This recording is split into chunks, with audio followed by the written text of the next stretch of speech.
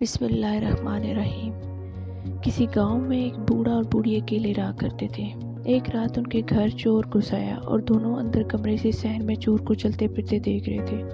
انہوں نے فیصلہ کیا کہ چور کو باتوں ہی باتوں میں سبق سکھایا جائے۔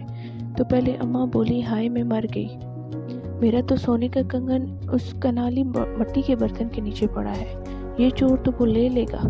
چور خوش ہوا اور جیسے ہی کنالے کے نیچے ہاتھ ڈالا، ادھر بچھو اس کے انتظار میں تھا۔ اس نے ایسا ڈسا کہ چور کی درد کے مارے چیخ نکلتے نکلتے رہ گئی۔ اب بابا جی بولے، کنگن تو لگتا ہے اس کو مل گئے، مگر مجھے ڈر ہے کہ اس کونے میں صندوق کی چابیاں لٹکی پڑی ہیں جس میں ہماری تمام جمع پونجی ہے۔ چور فوراً ادھر گیا، اندھیرے میں اس کو کونے کو ٹٹولا تو ادھر بھیڑوں کا چھتا لگا ہوا تھا۔ جب بھیڑ چھڑے تو انہوں نے خوب حال چال پوچھا۔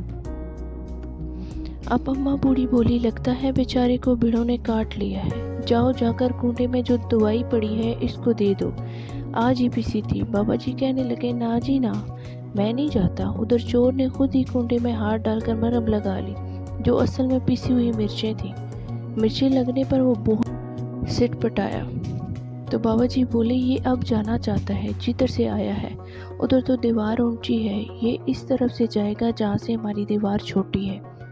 وہ ادھر کو دوڑا، پھلانگ کر دوسری طرف گیا تو ادھر کانٹے دار خشک جھاڑیاں تھیں۔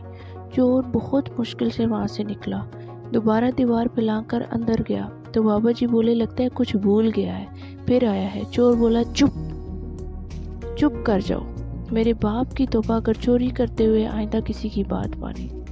اس نے دروازہ کھولا اور اصل دروازے سے راستے سے دوڑ گیا۔